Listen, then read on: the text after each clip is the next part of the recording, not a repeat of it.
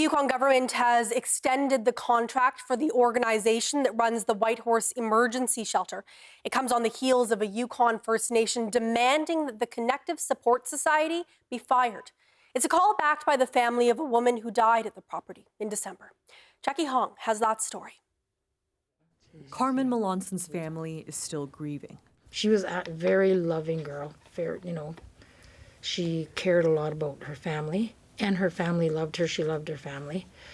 The 21-year-old Na-Cho Nyäk Dun citizen died of a suspected overdose in a housing unit above the shelter late last year. Her First Nation is calling on the Yukon government to fire Connective without further delay. It says there have been too many Indigenous deaths at the property and that Connective is out of chances. Melonson's family strongly supports that call. It needs to stop. The deaths need to stop.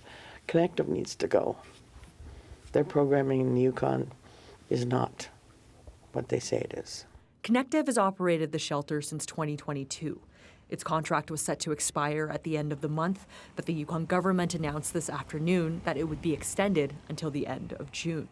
Speaking to media after meeting with First Nations leaders Friday, Premier Ranj Pillay acknowledged Na-Cho Nyäk Dun's statement, but said it wasn't realistic to immediately give Connective the boot.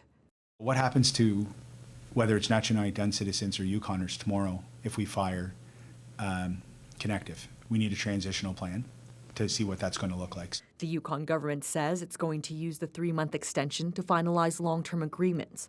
It did not explicitly say if those would include Connective. The NGO deferred comment on the situation to the Yukon government. Jackie Hong, CBC News, Whitehorse.